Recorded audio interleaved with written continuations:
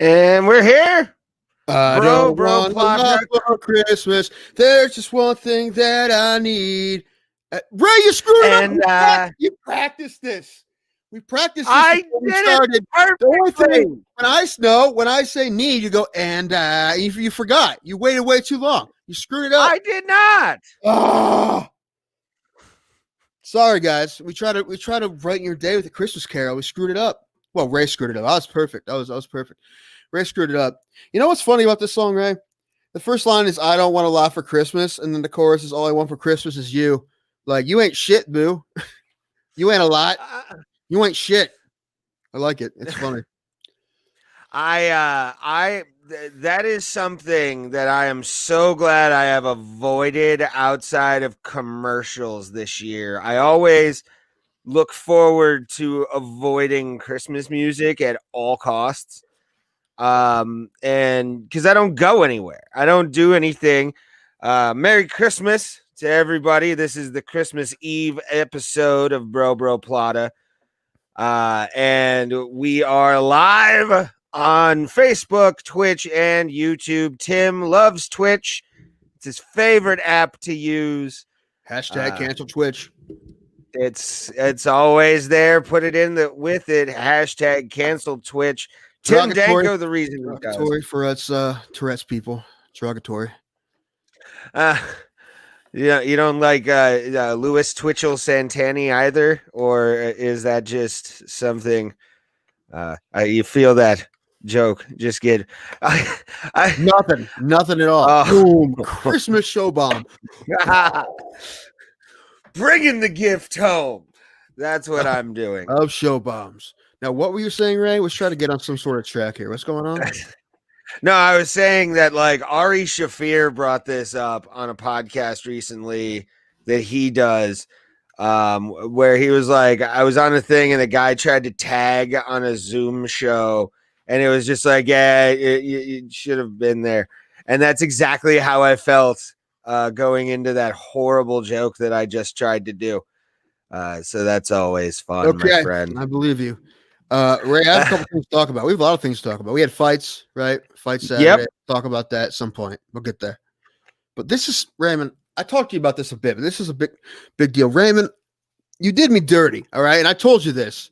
I sent you a message. Oh, God, I know what this is about. Yeah, you did me dirty, all right? This is what Raymond did to me, right? Raymond put a status on Facebook that spoiled the damn Mandalorian season 2 finale for me. The big surprise. I was not going to tell anybody because I'm not going to fucking do what you did to me. You ruined it. And I already knew what was happening. I'm like, okay, there it is. Ray already said it. I saw it in his damn Facebook post. He didn't say no spoilers. He didn't say spoiler alert. The worst part about this, Ray, what's the worst part? I let you use my account. I let you use my Disney account so you can spoil Mandalorian season 2 finale for me. That's bullshit. Everybody else got to have this pleasant surprise. I wonder what that was like. I bet it was fun. I bet it was nice, right? But you fucking took it from me, which is why I changed my password on Disney Plus. You're no longer allowed on. You lost your privileges. You're mean, asshole, Ray. You'll get him back, all right? But maybe after Christmas, all right? You gotta have you're on probation. You're suspended. What, Ray? That's the only show on there you can't spoil for me, right? That's the one. That's the one everybody watches, and you fucked it up. Why did you do that? Were you just not thinking? Are you that big I got of a couple people mad at me over it. Well, I'm and some of those people, maybe they already saw it. I didn't see it yet. You didn't even give me to the weekend, man. You did it on like Saturday or something. Dude, yeah. I watched it Monday, but I already knew, and I'm sure. I mean, it's still good, but I'm sure it would have been an awesome surprise. Oh, it was like I had known. I had actually known before I watched it. I don't look stuff up. I tried to stay away from all the clickbaity stuff, and usually I put spoiler alert on there. So yeah, I was good to go. I had no clue at all. No clue until you said it. That's damn, man. That's fucking dirty, I assumed you had watched it Friday anyway. I was in Columbus all weekend. No, I didn't know if your buddy and you were like sitting down. Have you ever done that? Like, watch the sports like men. No, we did watch. We watched Love Actually, like men. My favorite Christmas movie, Love Actually. Dude, it's good. Love Actually is not good. It's fucking funny. It's good. Yeah, it's a rom-com, but it's a funny one. It's a funny one.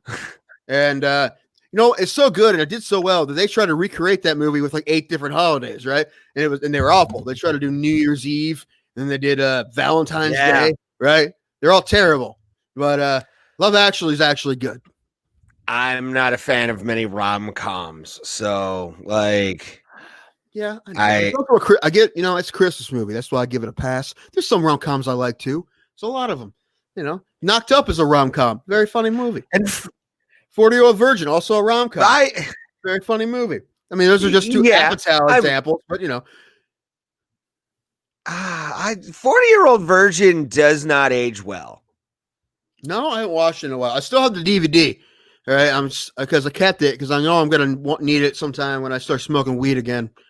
That was one of the first movies I saw in the theater that I'm like, this is hysterical. This was the first movie that had that kind of language in it, like that. Right. I'm gonna see other movies, like I've seen Animal House and stuff, but when I saw that, I'm like, dude, the things they're saying in this movie, dude, I haven't heard that before in other movies. And that was like the first kind of one like that a little bit.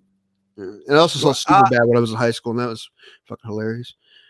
Waiting is another one. If you've ever worked in like a restaurant, it's very on point. And like, I watched that again recently. It's pretty funny. It's so funny. It also doesn't hold up great, but it's still funny. That I think it holds up. Well, I think you still have like, but all the jokes there. You're like, oh, you couldn't make that movie today. You couldn't make that movie today. There are so many movies you can't make today. That's why I've always wanted to make a shot-for-shot, word-for-word remake of Slapshot with Paul Newman.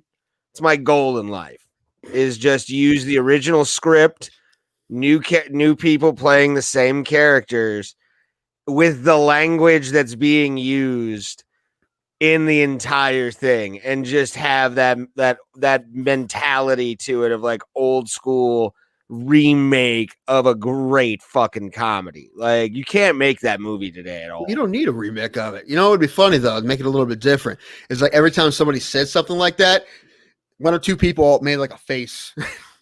Like a face, like but no one wants to actually say anything, but they just kind of make the face. Like when your weird uncle says the N-word at Thanksgiving. Yeah, it's like that. You should yell at them. Do whatever you want. We could probably pull that off, man. Probably if we just had all our friends be in it, and we don't know if people who can skate though. That'd be a problem. Yeah, we'd have to find a lot of like hockey players to play the characters, right? Who are comics. Like, I know a couple already that I would have in the movie. One is Tyler Ross and Bob Kinner. Those are the only guys who played hockey that I know. Bob Kinner, and maybe a few other people. But like, yeah, do it in Johnstown, Pennsylvania, where they like shot that film. My brother, who is like right across the thing, actually played at that rink at one point, which was an awesome day for me, because I was like, yes, I'm gonna be able to like reenact scenes and stuff. Like, this is exciting. And then getting to see a game at that arena was dope too. It was we actually went to a Johnstown Chiefs game at the time. And got to like see it. And then there's a bar upstairs that had a bunch of Slapshot memorabilia, and my head's just spinning because I'm like, this is the greatest thing I've ever seen. And I was like 13 at the time, 14. So like, I had already seen it by the time I was 9. So that was a wake up call to me. Yeah, I was trying to think like the first R-rated movies I saw when I was younger. I can't really think of them. I'm trying to think of what the first one in the theater it was that I saw. I'm not sure. I don't have a guess. First R-rated film I ever saw in a theater, it's probably Texas Chainsaw Massacre, the remake in like 2006. Honestly, I probably didn't see one until I was old enough to see one. So probably something that came out about then when I was 17. Yeah. 2004. Yeah. I don't know. Yeah. I'll look it up. Look up movies from 2004 sometimes, see if I can figure it out. Maybe something will jog my memory. Like, my first adult film I ever watched when I was like a kid was probably Fast Times. Yeah. my dad would fast forward through like the sex scenes in the movie, but Mm-hmm. weed and all that kind of drinking and all that kind of stuff he was fine with, which was hilarious and kind of showed me the road I needed to go down. I think I was probably 16 or 15 or 16 when I saw Animal House for the first time, but I don't really remember. I think, I may have seen Basketball before that. Yeah, I saw Basketball before when it was on Stars in like 99, and I Okay. loved it. It It's was a great movie. awesome. I love that movie. What was another one? Trying to think. There's another one that my dad always had. Oh, Animal House. Animal House I saw when I was like 7. Like my dad had it on VHS, and I would sit there and watch with him, and like just watch all the like scenes with him and quote them with him. It's a great movie. I love that movie. I think the first R-rated movie I saw, period, was, when I think about it, is probably Major League. Yeah, it's probably Major League. That makes sense. I probably saw that when I was pretty young. Yes. In the theater, I don't know, but overall, probably Major League. That's a guess. I don't know for sure, but that's probably a decent guess.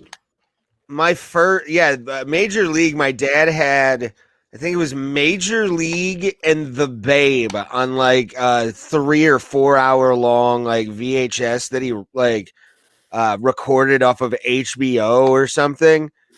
And what two starkly different movies in The Babe from the Babe Ruth 1940s propaganda movie that was in black and white, where it like led all the legends of Babe Ruth, and then before that you have Major League, where they're ripping the top off of a stand-up of the team owner. I love that movie. That movie had about 30 F-bombs in it too, which is, was new for me at the time, I think, when I first saw it. Love that movie to death. We talked about it before. Love that movie. Ray, I got Santa Claus here. Did I tell you this? Mm-hmm. Is this Santa Claus or is this George Clooney in his new movie, The Midnight Sky? You don't know. I'm going to have to say Santa from Rudolph. It's some sort. It says rocking around the Christmas tree right there. Can't really see it. But the dust, there's Santa here. You see that new movie? I watched it last night. That new George Clooney movie. It's pretty decent. Not gonna spoil it for you. I'm not an asshole. Yeah, it's all right. Check her out. But he kind of looks like this through a lot of it. He has a beard and he's bundled up a lot. Got a good Santa Claus look. There's a Mel Gibson movie I want to see called Fat Man. Have you seen it? Have you seen like previews for it? I saw it on one of the streaming services. I never watched it. I want to watch that movie. It looks completely outrageous. I love those kind of movies. They're fun to watch, man. I think I like Mel Gibson as an actor. He's a good actor. He's kind of a dick, but he's a good actor. Yeah, and he's a decent director too, right? What's that movie? And he's changed his stance on a few things, so it can work again. Like he does stem cell he's all for stem cell research now because like his dad used stem cell research to like get better. That's good, I guess. There's a movie on Netflix. He plays like one of the guys who wrote the first dictionary. Like I would watch it, but also Sean Penn is in it, and I'm not really into Sean Penn. He kind of bums me out sometimes. He's been in good movies. He's done good stuff. Like I Am Sam is good. Milk is good. Fast Times, obviously, but like it's not my favorite. No, and to me, like, I know this is a really normal answer to hear, but like, I don't like preachy actors. So it's like Marlon Brando doing what he did for the Oscars and the Native American people. I get it. It's a great move. It's a baller ass move, and he was a total dickhead, and I love him for like sending this chick up and being like, "You people are awful." It was great. But like, yeah, I don't know. Sean Penn, like you said, like he can be a downer. At least it's entertaining when you bring a Native American woman to like degrade everybody, or Ricky Gervais at the Oscars that what was it, last year, 2019? Golden Gloves. Yeah. It's one of my favorite kind of like fuck you moments. Right. But like Sean Penn just, ugh. He did that whole 0 thing with El humor. Chapo where like he knew where he was and they didn't tell anybody. That was the whole thing. Like, I don't know. I guess I'm kind of torn on that because he was being a journalist at that point, right? But that whole story is weird with that Hispanic actress whose name I can't remember. There's a documentary on Netflix about that. It's really interesting. I mean, it's almost all subtitled, but it's really interesting about like El Chapo really liked her and he wanted to meet her, and then somehow Sean Penn got involved and kind of like took over the whole thing. And I don't know. It was weird. Yeah, he was a whole dick. He was a dick about it. He kind of wanted to be the guy in the whole thing, but it was weird. But after that, I kind of liked him a bit less. But cool. We're talking about Sean Penn. Sean Penn on the Bro Plata. Tim, I wanted to ask you, since it is Christmas Eve. It is Christmas Eve. And you guys, when you watch this, anytime, leave a comment on your favorite Christmas memory. We'll put it up on the show within reason. But tell us about a blackout story you had. Do one of those kind of things. Leave a comment. Okay. All right. We've had a Christmas blackout story. That's always interesting because it's like, I want to know, did you fall under the tree? I want to know, were you sleeping there? Like that kind of stuff. I want detail. You know what I'm saying? We'll post those comments, and you can also post them in the after this is posted to Facebook, YouTube, and Twitch. Tim's favorite website, and he loves it so much. He's getting stock soon, which I hope he does. And I mean, that's it would be good stock to get. Are they publicly traded? I don't know if they have an NYSE, to be honest. But what's your favorite? What's like some Christmas memories you have? When I was a kid, my grandparents, who now live in Northeast Pennsylvania again, they used to live in Canal Fulton, and we would go up there every Christmas Eve. And like my uncle would come in town too, because he usually would fly in for Christmas. And at least them and my stepdad and my brother, or at least there was like at least 7 of us, maybe 8, depending on if my uncle brought somebody. But then and we'd have like pre-Christmas at my grandparents' house every year, and that was really cool. That was a lot of fun. We did that for many years till I moved. It was a lot of fun. I got a bummed we can't do it anymore because they're not. I mean, they're with us, but they're not. They're in Pennsylvania now, so it doesn't happen anymore. And so it makes Christmas Eve a bummer because Christmas Eve used to be like bigger than Christmas in our family for a while. We used to play games and stuff. It was a lot of fun, but they move. Things happen. It's okay. Yeah. That's one. Well, remember one time, I don't remember the context. I just remember my grandfather being drunk and telling my grandmother in these words, "The next time you buy Jack Daniels, don't buy Jack Daniels." I remember that. I just remember that. I'm like, what was he trying to say? I guess you had to be there, but it's one of those. This is one of those. But there's many of those right throughout the many years of my childhood. And Christmas Eve, we had a lot of them, and they were a lot of fun. Nice, yeah, man. Christmas Eve was always fun in my house. It would always be the obligatory Christmas story. I literally would fall asleep to every showing of a Christmas story, which I know a lot of people are starting to like kind of wane on. It has gotten a little bit commercialized in the last couple of years, which is not good. It's like for a decade, they've been playing it nonstop on like TBS, right? They play it like the whole day. Yeah, 2 decades actually. It started in like in the 90s, I think it was. Probably when TBS, because TBS is the reason that happens every year. Just he bought a lot. Ted Turner bought a movie library, and A Christmas Story was a part of it. So he just put it on for 24 hours and said, "Fuck it." One point, TBS was just Christmas Story and the Atlanta Braves. That's all it was. Yeah. Well, and Andy Griffith. A lot of Andy Griffith. I used to watch the Andy Griffith Show on TBS back in the day. From that, but man, A Christmas Story was always that thing that I loved. to watch when I was a kid before Christmas. And then we'd go over to my aunt's, my grandfather's sister, my great aunt Dorothy's house, and just have like a party with like my mom's side of the family. We never did anything with my dad's side of the family.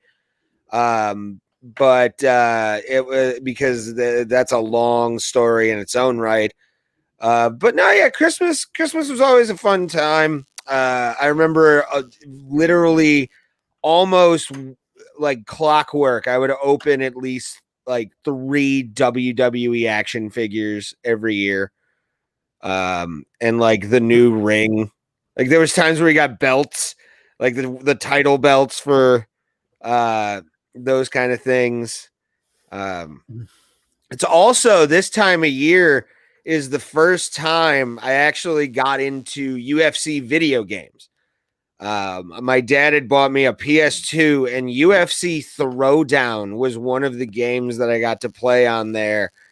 And it was like one of the early UFC games where like they looked like Master Ken's instruction dolls, but they're all rolling around with like UFC fighter faces at the time. Like I think Pat Miletich was in the game, which we're gonna try and get him next year as well.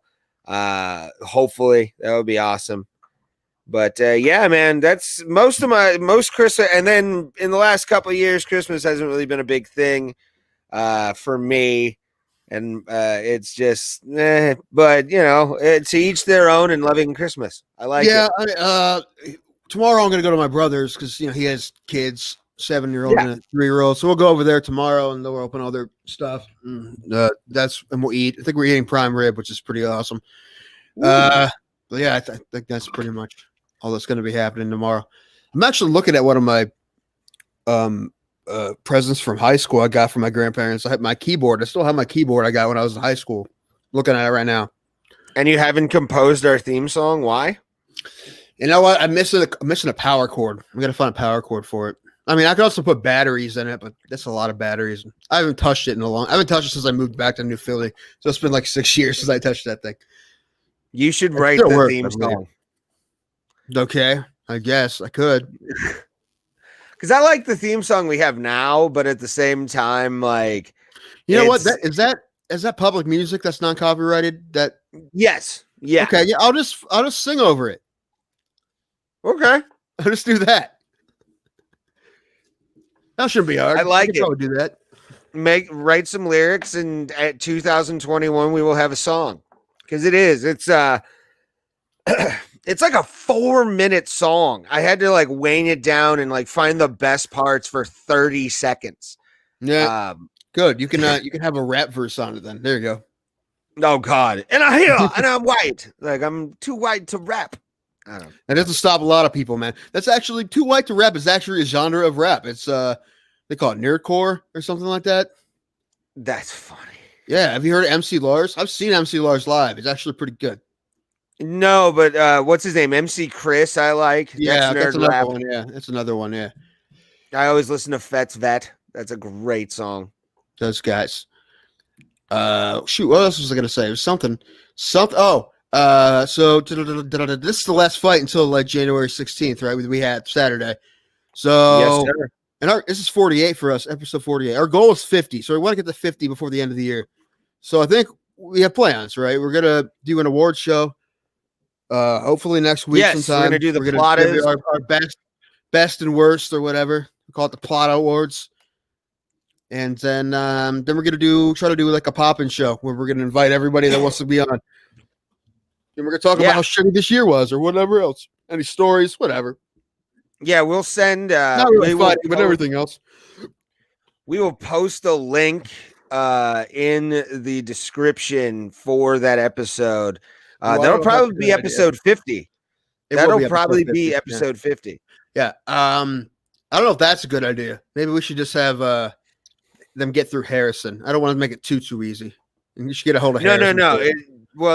That's the thing. We're gonna have Harrison, who's not with us right now, but we will have him for the last 2 shows of the year. I'm hoping I'm gonna hit him up this week. probably on Friday. Because I'll also be at my the funny stuff, Friday is tomorrow, and it's Christmas. or So it's Saturday. Saturday? I mean, Gotcha. Saturday. I forget what day it is sometimes now. Because 2020 has been wow.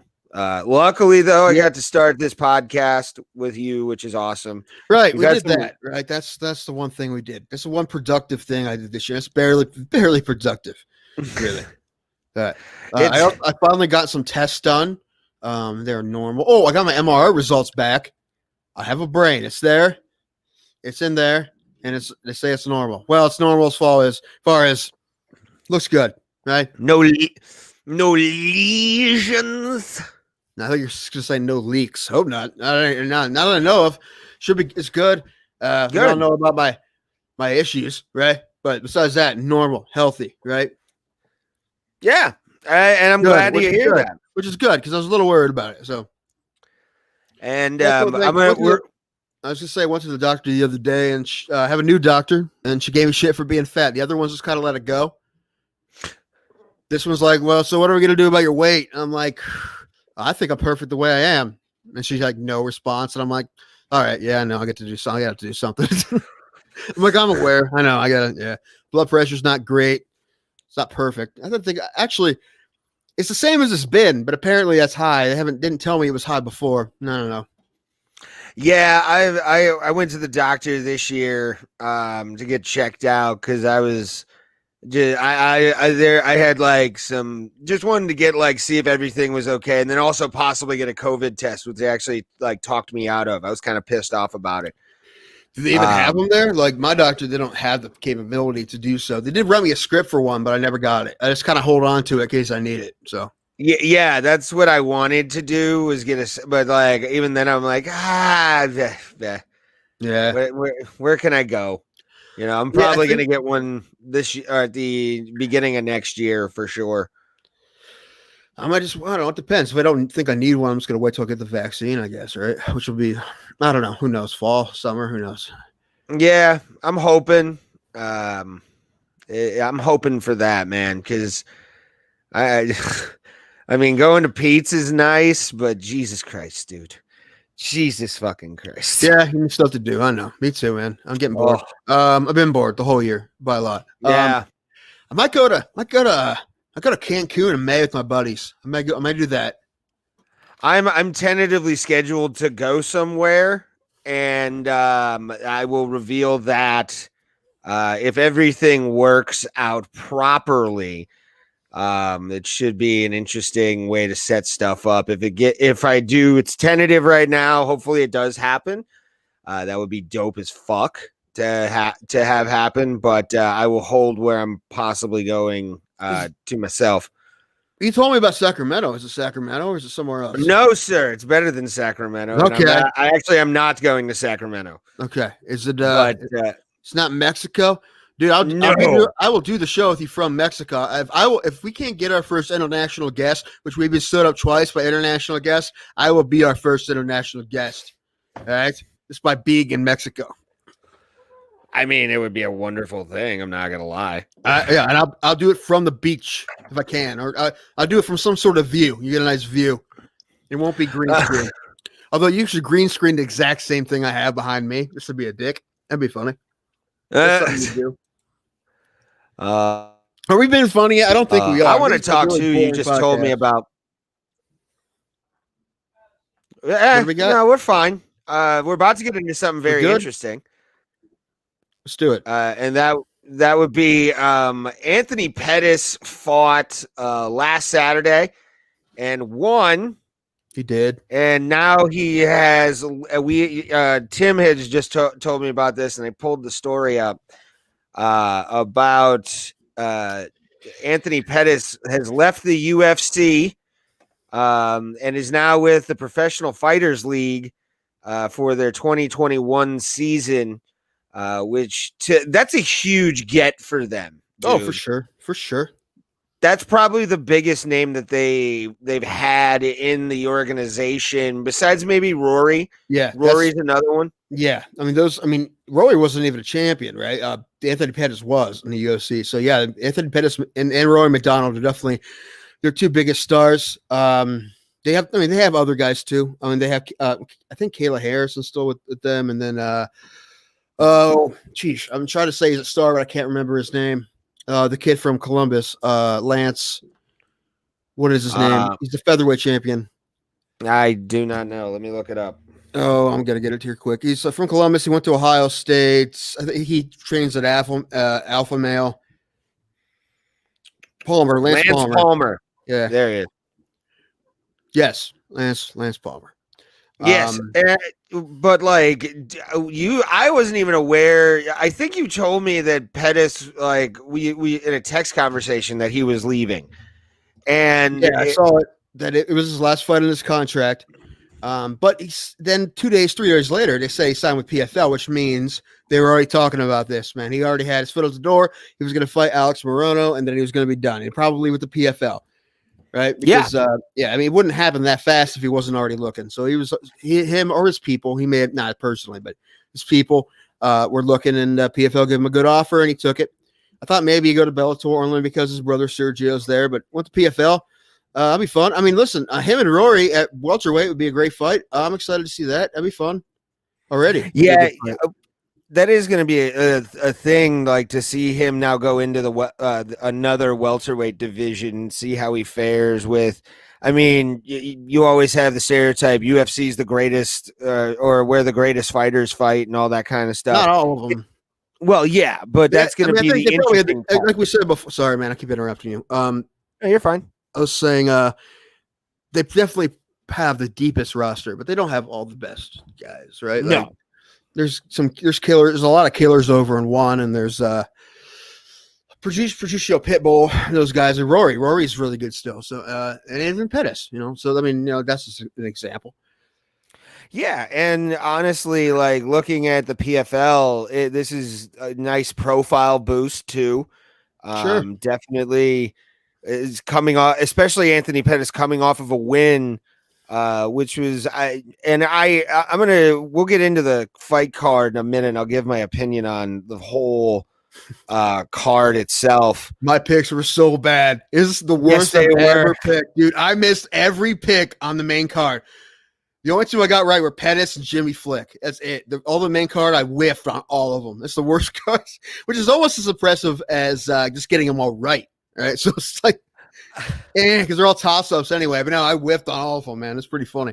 However, I was not very confident in any of them, really. Like, I wasn't going to put money on any of these fights. And again, as we talked about this, all the lines were super close. So we all knew these were close fights, right? None of them were real big upsets because they were all really close lines. Yeah. It was an interest. I hate to, like, man, to really say that this, outside of the Michael Pereira Chaos Williams fight, which was amazing and we'll talk about, Wonder Boy and Geoff Neal was really good, but all in all, this was it felt like a stiff card coming after two just amazing pay-per-view cards and some really good fight nights as well. I mean, 3 finishes on a 14 fight card or something. Yeah. 3 finishes, I think. Yeah. It was a bit of a bummer. And truthfully, I told you, I didn't watch all the fights. There's a couple of decisions I haven't watched yet. I know there were decisions. I haven't watched them. I watched all the main card fights and a couple of the prelim fights. They were okay. I mean, but there are definitely some good fights on here too. I mean, we'll talk about them. Marlon Moraes, Laurent Font, and Tabura and Hardy were both awesome. Yes, they both kind of ended sort of a similar way. Not ended. They kind of went both a similar way, except one happened in 1 round, one happened in 2 rounds. But with the guy coming back. But no, they're good fights. The main card had good fights for sure. Yeah, I'm not saying this was like a bad night, but it definitely, like, there were points during some of these fights where I'm going like, what? I forget what round I'm in, And then like I start zoning out and listening to the commentary more than I'm like paying attention to the fight. Right. It was definitely one of those cards that like it's not going to be a history making thing. You'll get some highlights out of it, but you're not going to get, I mean, Jimmy Flick, that was a great fucking, and you even said don't sleep on him. I tell you about Jimmy Flick. Yeah, dude. Get the tape. Where's the tape? Roll it. We don't have I wish yet. Well, no, not yet. We don't have a guy. Yeah, we don't have someone running, and I'm running this. So we can do it, but we don't have the time to get clips up. Maybe we'll start doing that in 2021 when someone has a really good I told you so. We'll cut it up. We can do that. But yeah, dude, Jimmy Flick, Cody Durden. I think I said pretty much this. We didn't talk about it as much last week, but we did more the week before because we were supposed to have it the first time. But Jimmy Flick doesn't have great stand up, but he's not bad. Cody Durden actually definitely had him on the feet, but they're both grapplers, right? And then Flick, he was getting beat in this fight, right? He was in trouble when they clinched up, and Jimmy Flick, like I said, I'm like, dude, this guy is an aggressive submission grappler. Like he goes for hard. He does hard. I watched one fight with him. It was the Contender Series fight, and he went for like 12 submissions. He goes after him, man. And there's no more proof of that than somebody doing a freaking flying triangle from a clinch, man. And that's what he did. Yeah, he jumped up, wrapped his legs around his neck, sank the triangle in, and got him. Slick. Jimmy Flick. Oh, his nickname is the Brick, but I feel like if you fight like that, your last name is Flick, you got to go at Slick Jimmy Flick. So I'm going to call him from now on. Yeah. Slick Jimmy Flick. It's interesting to like confused with Jimmy Glick. No, because Jiminy Glick is an amazing interviewer, and I will not let anybody tell me otherwise. Right. But Glick on the show. Oh my god, if we could get him on here and him just be like, so tell me about you boys. I would be so happy. I would pay Martin Short to do that. A couple $100 work, like meal money. That's all I can do. That's the best I can do. That's all I have. Aw, it's no good. No, it's not really. But I'm saying that's all I'd be able to do it. I could definitely see that being a funny ass thing. But yeah, dude, when he just all of a sudden ended up in that position, and you're like, what the fuck is happening? Because any dude with that like my heart stopped. It was that good of a like slick ass flying triangle just to say, just home run it. Why not? Let's just go for a home run right now. He did, man. He swung for the fences for sure. And that can go so badly, right? I mean, we saw it happen with Matt Wyman the other, a couple cards ago, and he wasn't even going for a triangle. He just had his legs wrapped around a guy, and he got slammed to the ground. I mean, anytime you do that, man, you can get slammed hard. And he did a great job and ended up getting a submission quick. So, man, good for him. Like I said, dude, I keep interrupting you. However, I apologize. This kid I'm so excited to see him fight again because I know when I see him fight, you're going to see a dude who's going to this hard submission game. And he's a flyweight, which flyweights need guys like that. He's fun. Yeah. He's a crazy dude from Oklahoma. And he's just a great submission game, which is what you assume from farm boys from Oklahoma, right? Like you said, him and Bryce Mitchell are kind of the same way, right? They're backwoods grapplers. We wrestle deer instead of shoot them. It makes it more fun. Apparently. I killed this. What'd you get the steer with? Bow, gun, rear naked choke? Yeah. I got it in a leg lock first to make sure it couldn't get away. I disabled him one leg at a time. Then I got him with the go-go Plata. And then it's just, a normal twitch or twist, and you're out. It's just a Jetsons twist. Or no, then you firemen carry him home. Yeah, you carry him like I carried my ex-wife up 3 flights of stairs. What? That got weird. I would do that for training if I lived with somebody. Like use them as like fireman's fucking carries upstairs. That would be. I think. Do you know the comedian Drew Lynch? Drew Lynch, it's the kid who sounds familiar. Stutter kid. He's a stutter kid. Oh yeah, I love that guy. Yeah, he's great. He's funny. He had a video he just put on the internet, like his girlfriend, like during quarantine, like using him as exercise equipment, like pulling him around on like a sled and stuff. That's It's awesome. funny. That would be fun. And how long probably did it take him to tell her is another question. You know what? What's really great about that guy is he has that stutter, right? But his timing is amazing. Yes. So impressive how good that kid's timing is. Dude, and his wit is awesome. I saw a video of him at smart. He's a great comic, dude. He really is. He's really solid. Like he was at the Comedy Works, and somebody just meanly yelled out, "Spit it out!" And he laid into her so fucking hard. It was awesome. It was so good to watch. Like I'm like, that's exactly what a comic should do. Right, because usually when people say shit like that, someone goes off on them, like they deserve it, right? They deserve it. You're making fun of somebody's disability. Yeah. So they deserve it 10 times more. Yeah. And you're making fun of a comic with disabilities. So what do you think's going to happen? Oh, exactly, that's a weapon right should there. Happen. Right. That's like Juju Smith-Schuster dancing on the Bengals logo on Monday night. Right. What do you think's going to happen? You're going to get laid out, son. You got laid out, son. I'm aware. I was being an asshole. Oh yeah. Also, I also told Ray the Browns make the playoffs if they beat the Jets. There won't be any fights going on that weekend, so we're this is going to be a Browns fan takeover. We're gonna have a playoff show. Ray can be here if he wants, but don't be too much of a dick. Well, I mean you can a bit, but we're gonna stack the deck with Browns fans. So okay. So you can talk shit, you can be that guy, but we're just gonna bombard you. All right, it's gonna be a Browns fan show. It's our show. We can do it wherever we want. And later on, if you want to do that with the Penguins or I don't know, something, we can do that. All right, later on. But I'm saying, you know how big of a deal this is for me as a Browns fan?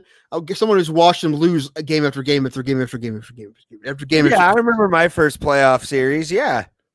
Yeah. I mean, dudes, don't give a shit. Listen, in football, yeah. I mean, it's not my first, but it's the first in a very long time. I looked up that game, that 36-33 loss to Pittsburgh in 2002 with Kelly Holcomb. And you know who's playing quarterback for Pittsburgh 2002? Tommy Maddox. Tommy motherfucking Maddox. Yes, sir. UFC MVP, excuse me, not UFC, XFL MVP Tommy Maddox from the Los Angeles Extreme, comeback player of the year, Tommy Maddox. Had a great year. And to beat us. Him and Chris Famutu Mafala. Remember that fucking guy? Yeah. That guy. Anyway, I remember. I mean, it's 18 years ago. I remember, man. It's but I'm obviously I'm excited. I'm allowed to be excited, Ray. This doesn't happen. Are you? Yes. You kidding me? Yes, of course. Listen, okay. It basically we'll have if the Pirates make the playoffs, we'll have a Pirates playoff show. Oh God! So we're gonna have a podcast about it in 2060. We just traded fucking one of our last guys from 2015 to Washington. So pissed. We just traded Josh Bell to Washington for basically nothing. I didn't see that. Yeah. But you know what though? Josh Bell's like an all or nothing guy, man. I know he's like the only star they have left, but I hope they got something for him. I hope they got something for him. I didn't exactly see what we got for him. I just saw we traded him. I'm like, oh great. If he was in the block, man, the Indians could have used him. We need a first baseman, man. We got Josh Naylor at first base. I'm not super excited for that at all. They're not going to be great either. I mean, we're going to be in misery probably together. I mean, Indians still may be able to hold it together because they have pitching still, but we'll see, man. Yeah, my sports fandom. I mean, I know a lot of UFC fighters just because they're individuals, but like teams now, I've more invested in like the team itself and not the names that are on the back of the jersey, like a lot of people do. Yeah, for sure, always. So, yeah. It's better off actually. However, it's a bummer when someone leaves, especially someone's been there a long time. Like when they trade Frank and Lindor, it's going to break my heart. If they trade Carlos Carrasco, it's going to break my heart more because he's been there forever. He came to Cleveland. He didn't even know how to speak English. He had to order pizza every day because it's the only thing he knew how to order in English was pizza. He ate it every day. And now he's a U.S. citizen, right? He currently has leukemia. He's pitching with leukemia. My cat's name, we named the cat Cookie after Carlos Cookie Carrasco. Right? They wouldn't let me name it Carlos or Carrasco, so the Cookie got passed. So Cookie's the name of the cat. And But they might get rid of him. But I hope not, man, because I love that dude to death, man. He is the man. He's my favorite for sure. Yeah, man. It's I've always said being a Pirates fan is the closest thing to a Browns fan I'll ever be in my life. Like just heartbreak. You guys have been in the After playoffs more recently than the Browns have. yeah, that was a very I remember being at my ex-girlfriend's house in Aurora, Ohio, and fucking just bawling my eyes out after every run is scored, the dude dropping the ball, I got super pissed off when the one fan reached over the Roberto Clemente wall to like get the home run to Sinshu Chu of all fucking people. Chu can play. Chu can play. He still can play. He finally made an all-star team last year. It's hilarious to me that he hit that home run against the Pirates, and I'm like, you son of a fucking bitch, you motherfucker. Just because I was like, I want to go to the playoffs so bad. And we went, and I cried for hours. Hours. I mean, a couple of months ago, the video popped up of me crying when the Indians made it to the World Series. And I will not take that video down at all. I love it. I purposely gave my mother my phone and said, when there's 2 outs left, I'm like, film me. And I didn't know what was going to happen. I knew I was going to talk, but I started bawling, and I'm not ashamed of it all. I would, if the Pirates made the World Series, I would take 3 days off of whatever I'm doing. Just to drink. Sure. And just get fucking loaded and party over the fact that we even won a pennant in the NL would be like a celebration unlike anything else for me, because that's like the last team. I hope it happens to you. You know what I hope happens in my lifetime? Cleveland, baseball team, whatever they call themselves, Pittsburgh Pirates World Series. How great would that be? That would be so fun. So fun. Or Cincinnati too for us, but either way, I think Pittsburgh would be more fun. That'd be so much fun, especially where I live, man. I could go to Pittsburgh and hang out in the bars and cut shit. Go to Cleveland, do the same thing. Right, people from Pittsburgh do the same thing. It'd be fun. It'd be a lot of fun. I'd be on the side of the Pirates fans just the entire time, and you're giving me shit, going, "You're not even from Pittsburgh, Ray." There's a lot of Ohio Pittsburgh fans. You know that when you live around here. Next, but they're mostly like Indians fans who are Steelers fans, which is the weirdest combination to me. Like that's just no. That is a weird one. You're right. That always is a weird one to me too. Yeah. Okay. On June 18th, there's a couple games. Hopefully, people can go to ballparks again, because on June 18th, the Indians play at PNC. Ooh. I think they played. I don't know how many games they play. The first thing I pulled up was that their next game is on the 18th of June, but they probably play a couple. All right, they at least play 2. Yeah, I've never been to PNC, so if we'll see. It's a great ballpark. I know. It looks amazing. I want to go. I haven't been there. My mother's been there, and I haven't been there. I want to. I want to go. But preferably when they play the Indians. But I don't know. Maybe by the summer we'll get. I think baseball will probably have some fans in some places at the beginning of the year, like football. By summer, hopefully more. Who knows? In Pittsburgh, I don't know. Pittsburgh's not having football fans right now, so we'll see. No, did you see well, they are, but in limited quantities. Is Pittsburgh having? I mean, I know some stadiums are having none. Like Baltimore's having none. Pittsburgh, it's kind of like Cleveland, where it's like quarantined off a little bit, kind of thing. I didn't think they had any. All right, they had fans. Okay, I watched when I watched the Browns Steelers game, the first one. It was there were fans there. Okay, I watched it. I don't remember. I believe you. What was it going to say? Well, usually am.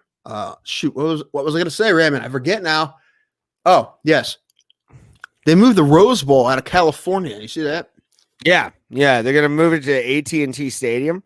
Yeah, they're playing Arlington, which is the reason Ohio State isn't playing in the Rose Bowl. They would have played in the Rose Bowl because New Orleans is closer to Alabama, and that's how that works.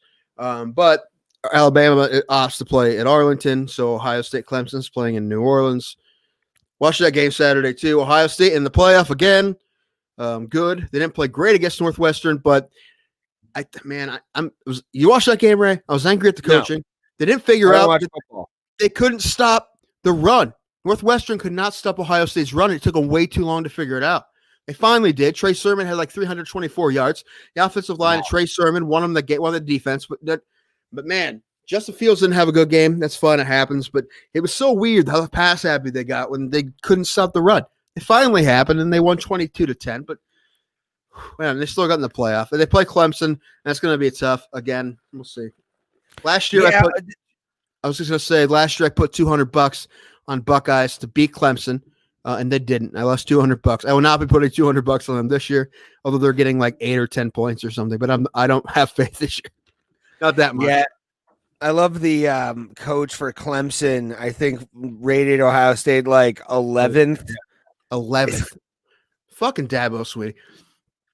And I love that troll move. I'm not gonna lie. That's a good fucking troll, dude. Like he is a troll. Dabo Swinney has always been like that. Because actually, football coaches are so they're petty, and when they're not being petty, they're being super boring. Like they get the worst interviews ever, and they say the same 3 things: to play with intensity, right? And I can't turn the ball over. Yeah, we know, man. The same shit, dude. Same shit. We got to make adjustments. Everything, man. We're tough, play toughness. Yeah, play heart, all this stuff. But John Oliver years ago, when he was doing a piece on Last Week Tonight about player pay, he had a thing when Dabo Swinney like being so strongly against it. How he said he would never coach if they did that or whatever. And then he says something, and that's a lot to say from somebody whose name Dabo Swinney is an anagram for soybean wind. Which hashtag soybean wind. So every time that we see him do something like that, I'm like, fucking soybean wind. I don't know what soybean wind is, but it's funny. That's an amazing video too. Like I love watching that one every once in a while. The player pay for NCAA. That was actually a really good thing he did, man. That was a good one. The sports ones he's done are good. The Olympics, he's done an Olympic one. He's done FIFA and 3 times. Yeah, the WWE one was good too. Really good. And he did a thing, I think, a little small piece on Dana White buying Fight Island. It was in the video, which we have to talk about this on this show now. We were talking. I watched it before the show. Mm-hmm. The just amazingly done. Whoever's like the pay bonus that this person is getting for Christmas, if they haven't bought a boat off of this check, but this fucking video of Dana White posted on his Twitter talking about or showing like it couldn't be done. No, this is a dumb idea. So many I proved you wrong, bitches. What's up? Like it's hilarious to me, man. Insane, very well produced victory lap video about how everybody was wrong and Dana White was correct about getting fights and talking shit to everybody who said it wasn't a good idea. And I talked to you before the show. Number one, it's a silly and ridiculous video. Yeah, it is. It's ridiculous. However, 100% on brand for Dana White. 100%. Like absolutely, like no one's surprised that he did this at all. At all. Kingpin from Daredevil definitely did a good thing this year. I will say, and I love the fact that you even pointed out. I didn't realize it until I heard it, but Big John McCarthy is saying how he wouldn't do it and all that kind of stuff. But it's an amazing video. Like that video to me of Dana White posting how many Insta or social media hits they were. How dare you people? How dare you people be concerned with health? Like people were just saying it's probably just not a good idea to give it a shot, which is fair, and they gave him crap for doing it. But to his defense, it worked out for him, and I'm happy we had fights all year, and they did a good job of being as meticulous as possible and safe as possible. Yeah. And a lot of people tested positive and they didn't fight. They quarantined people. They really didn't do a great job. But the pettiness of it is hilarious. Oh, It's the most fight promoter thing I've ever seen. And like I'm even talking Don King level. This is above any Don King move to ever exist because it involves an editing suite and Right. social media. It's right there. When Don King used to have a piano in his house that played for himself, and he used to play pretend to impress people. Yeah. It's right. It's right there. Pretending to Dude. play piano is right there with this video. And I will say they did shoot themselves in the foot just a little bit because besides the video, but what I do like about this year with how they did everything, I mean, they were willing to take all precaution, which was Sure. like a good thing. If a fighter, who was the guy that fainted before Kevin Giles? They immediately got him out of the fucking octagon. They did, or before he could even hit the octagon, he was already in a hospital tent. Like that's, you have to say, like it was a fucking straight up. And here's the nice part too with the UFC owning one Fight Island, which we'll talk about because I want to get your end of the year thoughts on Fight Island and all that kind of stuff. And then the UFC Apex Center. And the fact that their partnership with ESPN is there, they're getting money for putting on shows, and they have the least overhead of any sports facilities probably in the world right now. I'm assuming that's true. We don't know that, but it would make a lot of sense for it to be true. Maybe some of the boxing places too. But you're talking about they're not having empty 60,000 seat stadiums like a lot of places that you still have to maintain, right? They're just it's the Apex, which is something that was already there, right, and already being maintained. Flash Forum is something they built, but they had a lot of facilities there too already at Abu Dhabi. Where was I? Forgot my thought process again. It's just.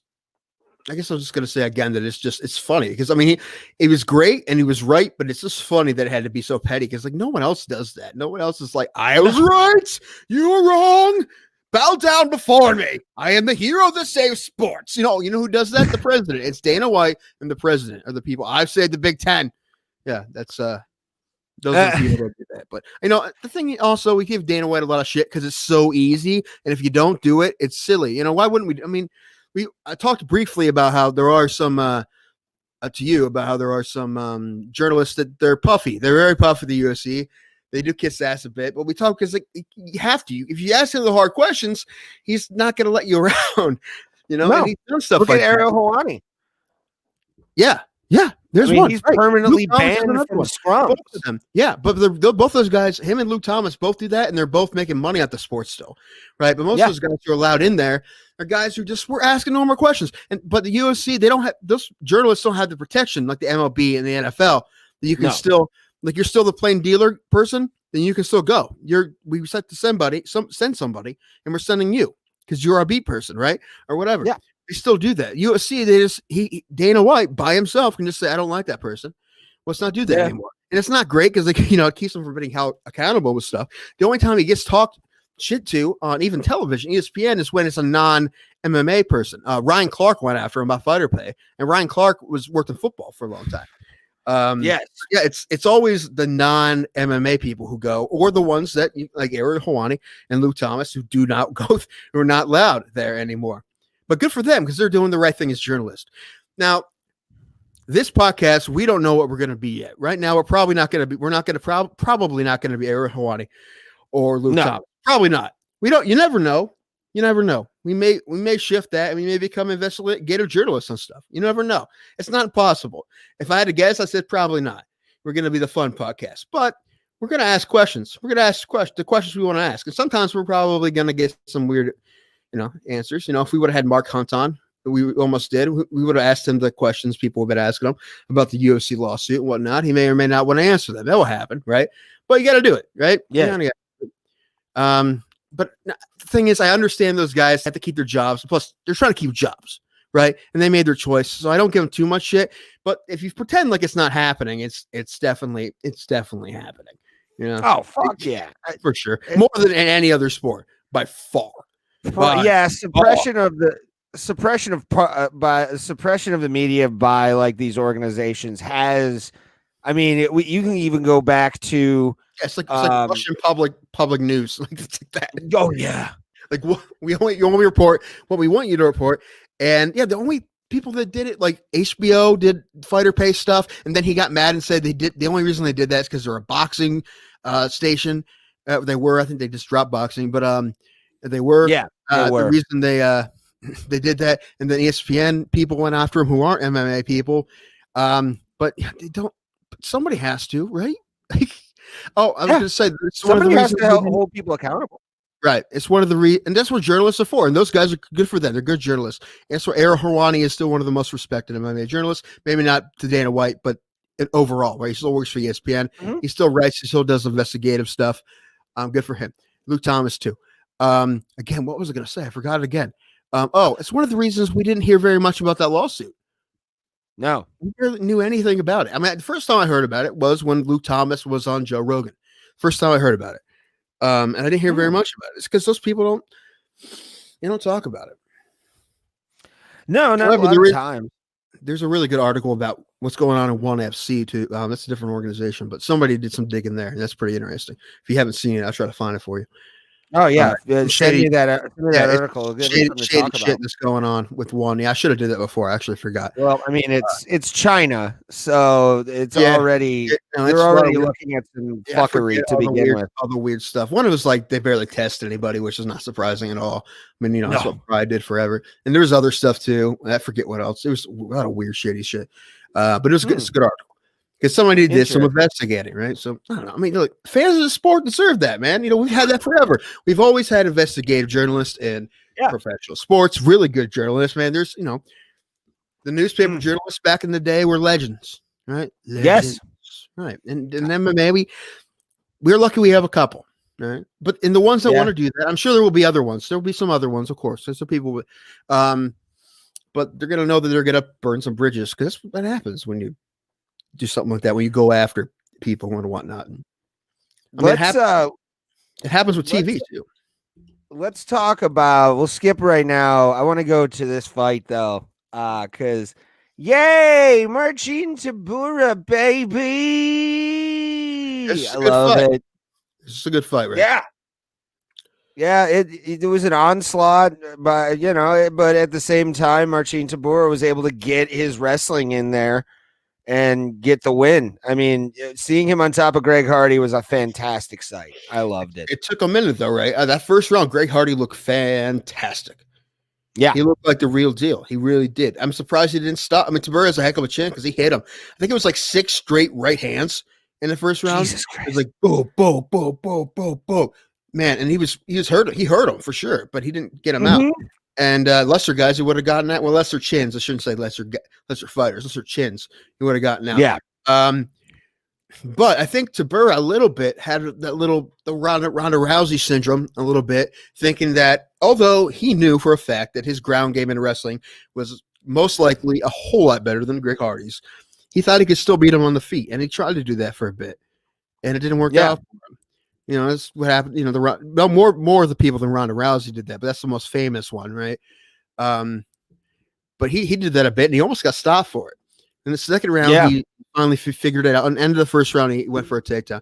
Second round, he finally figured that out. He got a takedown. And after that, we were talking about this. We really don't know how well-rounded Greg Hardy's game is because we haven't really seen anybody do that to him. And that was proven that he has a long way to go. When it comes to takedown defense and fighting off his back. Like Daniel Cormier said, he didn't even know what to do. He wasn't making the correct moves as he was getting hit. Maybe because that was new for him too, right? I mean, that makes sense. And I'm sure he'll get better at it. I'm sure he'll be better the next time we see him. But there's definitely an Achilles heel in Greg Hardy's game, and we kind of assumed there probably was, but we saw for the first time. And he's not going to be able to be a top 10 guy until he can beat guys who can wrestle and grapple with him like that. So he doesn't have to be perfect at it, but he has to be able to defend it, right? Like Derek Lewis. Yeah. He's one of the guys. He's getting better and better at defending. That's what he needs to do. But good for Tybura for making the adjustments in between rounds and getting a really nice finish in the second. Yeah, man. The fact that Marcin Tabor was able to withstand that first round assault by Hardy, you have to give it up to Eastern European genes for being that fucking hardcore.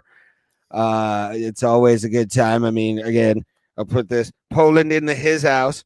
There's hardcore people. Like I'm saying, okay, I'm like I pull a shimmy too, right? I'm not saying you're wrong, but there's hardcore people everywhere, Ray. Except for the state of Michigan. No, that's not true at all. Chaos Williams is from Detroit. Well, if you're from Detroit, yes, you're already a hardened individual. Right, and we'll talk about Chaos here in a minute. But no, yes, it's hard people everywhere. But no, Taburro's good, and it's basically what we said, right? If Taburro was wrestled him, he'd be in trouble, and that's what happened. This took a little longer than I thought it would. Yeah, and he got it. I like the fact that he was just able to kind of wear Greg Hardy down. That sports asthma can be a motherfucker. I had it as a kid, so I understand what Greg Hardy's going through, especially when you're getting smothered by a fucking wrestler. It's never a fun thing. Greg Hardy maxed out on the scale, 266. Again, no one's ever missed weight as a heavyweight, but he's barely made it both times. Oh, Greg Hardy, you sad man. But yeah, dude, it was a good fight. I liked it. Let's talk about Marlon Moraes and Rob Font, man. One of the finishes of the night. One of the 3 out of 12. And Rob Font came out just angry. There was a point where like he got Moraes on the ground and was just throwing knees towards his torso, and I loved it. I thought it was a good strategy, but his fist did the talking, dude. Like it was a very good fight. What'd you think? Well, yeah. First of all, Marlon did the opposite of Taburro in the very beginning of the fight, right? He knew he was better on the ground, so he took Rob Font down, right? And he was beating him there for a while, but then Rob Font was able to get up and then was able to land some punches. And again, I think Marlon Moraes will be okay. He's still a very good fighter. Yeah, but these were two first round finishes. Was that first round? Last fight too, and early finishes either way against Sandhagen and now Rob Font. But Rob Font looked great, so good for Rob Font, man. Yeah. Like I said, Marlon will be fine. I think. I don't know if he'll be in the top 5 anymore. But my mother's singing "Sweet Caroline" for some reason. Nice. Yeah. But yeah, his face will be fine. But good for Rob Font, first fight of the year. Now I think he's in like top 5 now. So dude, that's good. Good for Rob Font coming back with a great win, huge win. Yeah, that was massive for Rob Font. And to be honest with you, I did like the fact that the referee gave it a little bit of time, and then once he a little, there were a few too many, but at the same time, many, which is too many. He wanted it looked like Moraes was getting in there, and then once Font started just throwing down, it was done. Yeah, I was watching the fights. I didn't watch them all. We went back and forth between that and football with my buddy in Columbus, and he said to me, "He's like, oh man, was that too many shots or whatever?" I'm like, it's funny because we talk about it on the podcast all the time. Yeah, that's Mark Goddard who did that, and Mark Goddard's a great ref, but every ref screws up. They all screw up. Everyone, and this was a little late. I think a little late, but it's okay. I don't think Marlon's going to be too angry about it, right? He'd rather be too many than not, than only a few, and then maybe not quite being out. But he was definitely done. I think he at least had 3 good shots to the face that didn't need to happen, but it happens, man. And they're gonna say it's a good ref we're talking about, Mark Goddard, so it happens for sure. Then we get to talk about one of my favorites of 2020. He may have lost, but he's still a winner in my book. Owner of one of the most psychotic knockouts of the year when he just took that straight right fist and put it in. Oh God, what was the guy's name? Why can't I think of his name? Yeah, Adesanya. It was Chaos Williams, but I will say this: Pereira Lima really used his footwork well in this fight against Chaos Williams. Used a lot of crazy motion to throw off. Does that, yeah. And during some of the fight, Chaos Williams had, as my 8th grade English teacher once described me, flashes of brilliance from Chaos Williams. And he put off some good combinations up close, but Michael Pereira was able to keep some distance and make sure that he was able to like pop in and get out like he always does. He's getting a little less crazy than what he was doing originally. Well, you can't fight crazy against Perea, right? No. He's a big dude. Dude, how big is Perea? He is huge. Massive. I mean, Kenneth Williams isn't a small welterweight. He's probably average, but like Perea looked at least like he looked like a big 85. A big 85. Yeah. He looks so big in there. I didn't realize how big he was. Anyway, he could move up to 205 and I think be one of the more athletic guys at 205. Probably, man. I mean, he's huge and he is really athletic, right? And neither of these guys were quite as crazy as they have been in the past. It was a more technical fight. It was very close. Yes. They all gave it 29-28 to Perea. Okay. That's okay. It's pretty close. I kind of like Williams in a little bit, but it was pretty close. I'm not going to say they got it wrong. I'm just saying it's really close. It was. And like I said, those flashes of brilliance of Chaos Williams really throwing some great hooks to get on the outside of Pereira Lima's face was pretty nice to watch. And shows that he has more of, in my opinion, more well-rounded striking game than just the power. He really knows how to throw some shit. And I'm going to talk to you about a prelim fight at the end of this because I call this my freak show fight of the card. I may not have seen it. Which one was it? It was the guy who was 5'6" taking on the guy that was 6'3". Oh, I missed it. Oh my God. I will talk about it afterwards. I'll describe to you like my feelings about that fight because it was quite hilarious. Because I think the little guy won too, if I'm not mistaken. Yeah, man, Michael Pereira wins it via decision, and both guys to me, this guy was basically their end of the year gift of being, psychos the entire year. Michael Pereira has fought like 2 times, I believe, in 2020, 3 times at most. Time for Chaos, maybe he. Alex Moreno, who fought Pettis on this card and had a good fight. We didn't talk about him, but he knocked out Morano. The only thing I was going to say about Pettis Morano is that was also a good fight. Morano won the first round, sure, and then Pettis came back, won the next 2. That was tough.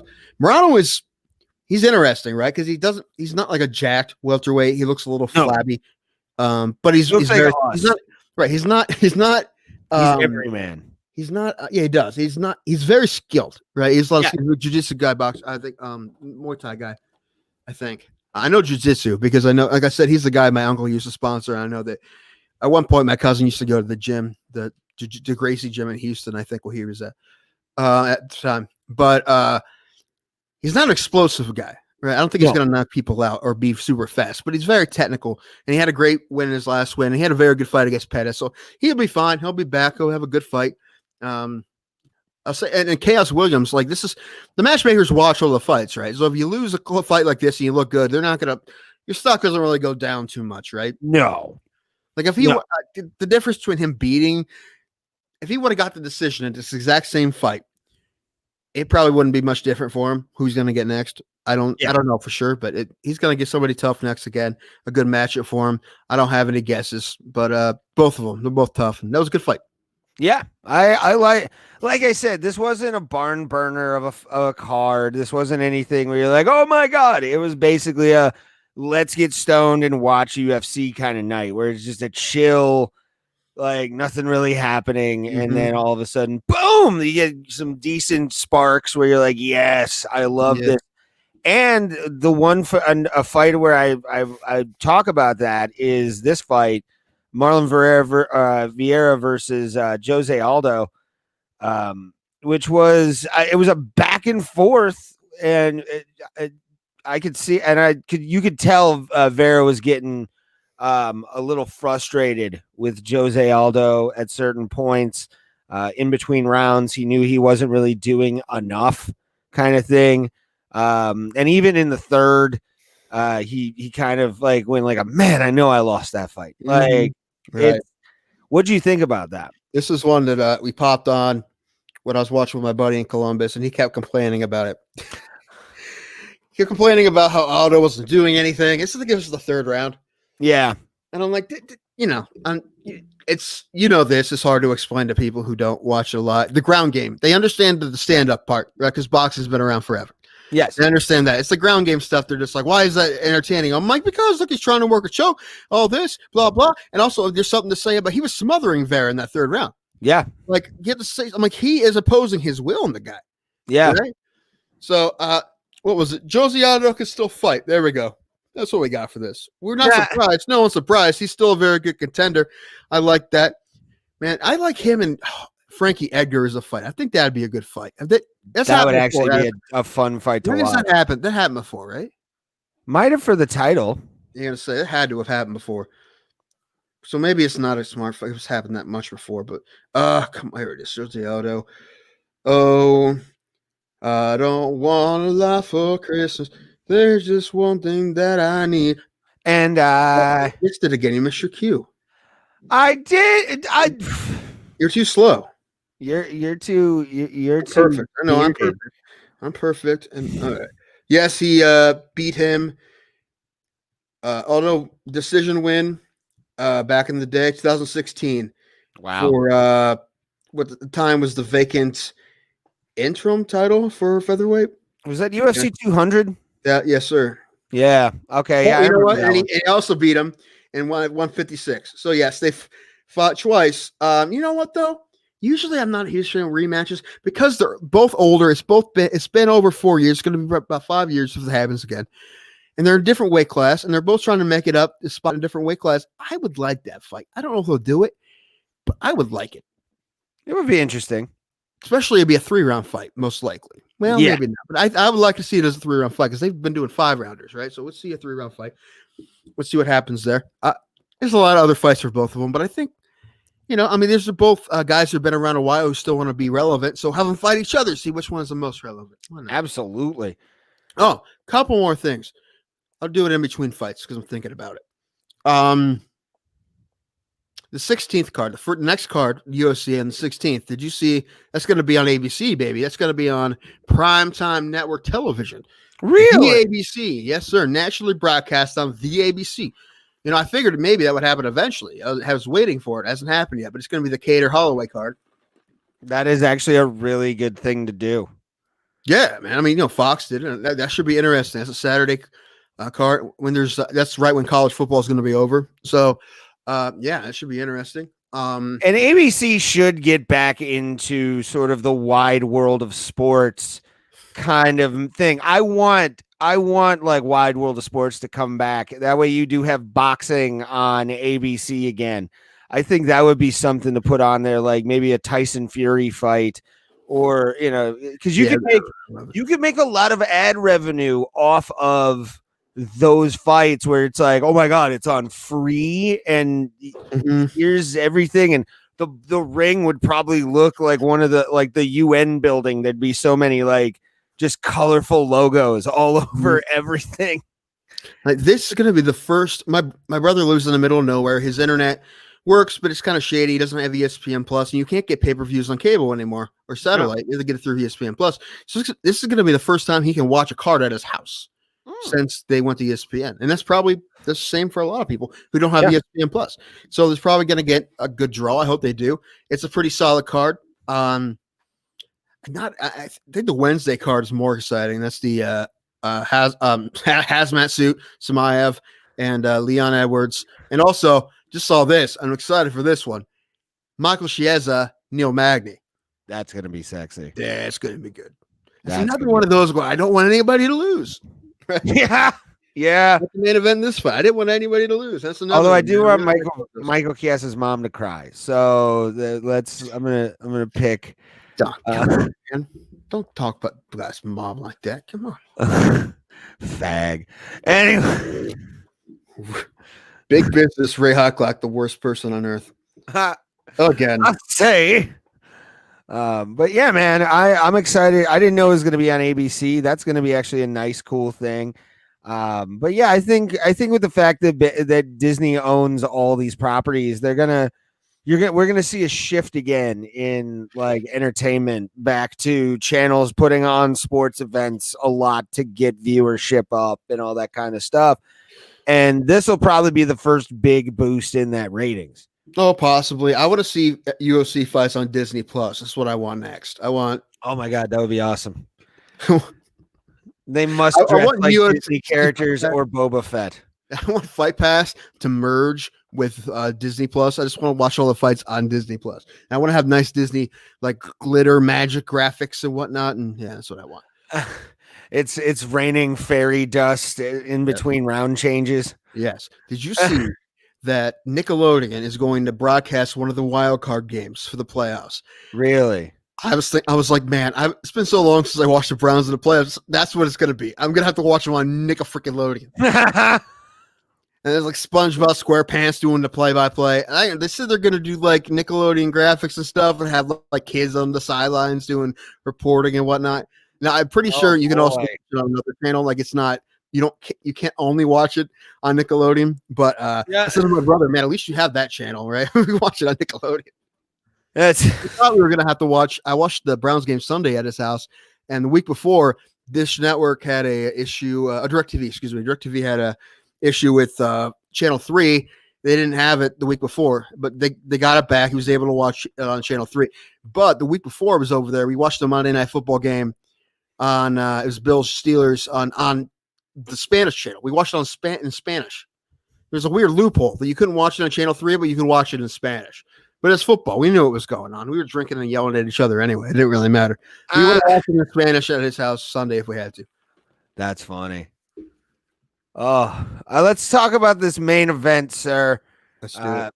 Because believe it or not, this was the gem of the card, in my opinion, outside of the flying, the flying arm triangle, or the flying arm, whatever, it's triangle, whatever. Yeah, It's okay. But this was a really like a standout performance for Geoff Neal. But I'm gonna say this: Stephen Wonderboy Thompson has probably the best judgment of distance I've ever seen in the octagon and angles. Like he's really good at all that shit. And I never really like noticed until this fight, because he just kept snapping off jabs, getting 1-2 combinations in there during the fight and keeping Geoff Neal at bay. And it was a really awesome technical performance. Well, credit where credit is due, sir. You called this. This is exactly what you said before, that he's like the hardest guy to judge for his distance. And so you did notice it before because you called it. And he looked great. Well, but I mean, like how good he was. I knew he was good at it, but fuck. Yeah, he can still get it, man. And he's fought a really tough guy in Geoff Neal. And again, Geoff Neal's stock's not going to go down for this fight because he fought really tough against someone who's super good. But yeah, good for Thompson, man. Because dude, he looks so good and so sharp and so technical. Now, my buddy I watched this fight with, he understood this. I told him, like, dude, they're gonna stand and bang, watch this. And he's like, you're right, they did stand and bang. I'm like, yeah, I told you, man. Like, I mean, anyone who watches these guys fight knows that was gonna happen, right? But I mean, he's so good, and he was. My buddy was asking me why he leaves his hand so low. I'm like, he's Wonder Boy, man. That's just what he does. This is karate style. Right, you think he'll get hit in the head all the time because of it, but he's wonderful. He knows what he's doing on the feet, and he's so technical and he's so smooth, and he fights like nobody else. I mean, Sean O'Malley kind of tries to do it. There's a couple guys who try to do karate style, but they don't do it like him. They weren't undefeated karate kickboxers, right? So he's great at it, and he can still fight. And I mean, he beat the last 2 fights with Sinte Luque finish. I don't know. Sorry, that was a decision, and Geoff Neal decision. Good for him, man. He's calling out Jorge again. He wants to fight Masvidal again. That happened a while ago. He beat Masvidal by decision a few years ago. But that's before Masvidal went on his tear. That's right before he went on his tear when he beat Till and Askren and Diaz. That'd be a good fight again, especially because I don't know if the Masvidal Covington fight's going to happen or not. I don't know. Read a thing today. Covington said the UFC, what he's saying is pretty much told him that Masvidal doesn't like the style matchup. Okay, so what does pretty much told you mean? Did they say it or didn't they say it? Right? It's silly. He's probably talking shit. We're gonna talk about more shit talking in a minute because there's another thing I wanted to bring up. But yeah, that'd be a good fight. If the Colby Covington fight doesn't happen to Stephen Thompson and this guy here, or Leon Edwards, if Leon Edwards wins or loses that fight against Chimaev, I don't know. If Chimaev beats Leon Edwards, I see Thompson and Chimaev. We'll see. That would be a good fight. I would like to see Wonder Boy versus Hamzat just to see what wins that fight. Really, I mean, if Edwards beats his ass, which I hope happens, then him and Thompson would be good. That'd be a good fight. It's funny when Stephen Thompson calls people out because it's like the nicest way ever. Yeah. Funny. And somebody wrote something about him fight. He is too nice, and it's like a issue for him. I'm like, dude, when has that really been an issue? Tell me if you watch his fights where him being a nice guy has kept him from knocking people out or being savage. Really? I don't think so, man. No. Did you see like there was points in the fight where Stephen Wonderboy or Steve? I always want to use the full name. I don't know why, but Wonderboy. It's a good name. He was like asking him, like he was asking Geoff Neal if he was okay. I know. And also, did you notice that Geoff Neal, for some reason, was a gassy puppy that day? I don't know what it was. Like he was burping through the entire fight. Well, it will happen, I guess, man. I don't know. It was funny though, because like there was one part where you just hear this like huge loud burp ring out, and Wonderboy just is like starts laughing, and you realize, oh, Geoff Neal burped. That's yeah. You don't want to hit a guy if you think he's gonna puke. The thing is, though, you can be a nice guy and a savage at the same time, man. People think you can't. You can. It's been done. Yeah, dude. Jordan Levitt is a super nice guy. He's getting so much because people finally know who he is. He's still getting shit. He's getting shit for him celebrating after he beat out one. But that's a celebration he did. He does after every one of his fights, like clockwork. He does a split every fight. Yeah. And he did it right afterwards. And then right after that, he went and talked to his wife, and he was super nice. That's like the nicest guy ever. Because this was his first fight in the UFC, and it's like the one time he looked a little bit like a dick because he was vicious, and then he did a split. But he's not at all. And you can be both. We talked about this a billion times, and I'm sure we will more because we're friends with dudes like Andrew and Eric Pose and these guys who were good dudes, but they will fuck you up. Right? You can do both. You can do both, man. It's a sport. Absolutely. It's martial arts, man. Martial artists usually are not dicks unless they're in Cobra Kai. So it's it's traditional or with arts, but it's just but they still fuck people up. So there you go. Like I said, we're gonna talk about it again. We talked about it now. That's one. Shit talking. That's one of the things. I have a couple more things to talk about, Ray. I don't know what you're doing. It's Christmas. Let's do it. I'm drinking. It's Christmas. I'm having fun. I'm gonna get more drink. Is that all right? We're gonna do an intermission. Yeah, we will put the bro thing up, and I'm gonna go get a thing myself. All right, we'll just do a little bit. But can we play Mariah Carey? Can we do that? No, because we'll probably get taken off of Facebook if we do. Paying attention. All right. Tim Danko going to get some stuff, and I will be also doing that in a second once Tim gets more drink. Thank you for watching the one person on Twitch. We appreciate you wherever you may be. Leave a comment. Hopefully it's not a scam. We appreciate it this time of year, especially. It's always good to do the stuff like this because it's been a hard year, and we appreciated everybody that's listened on Anchor and Spotify and all the places that we've had. We had a couple record-setting months as well, which was great. And I don't know really what to say except for thank you guys, because this has been it's been a hard year for all of us, and it's definitely been nice to be able to talk mixed martial arts. And when you're watching this and whenever you're going to be watching this, it's definitely a good time to have that. So I'm waiting on Tim. He's being such a pretty boy. And just share this out. Give us a thumbs up and a share.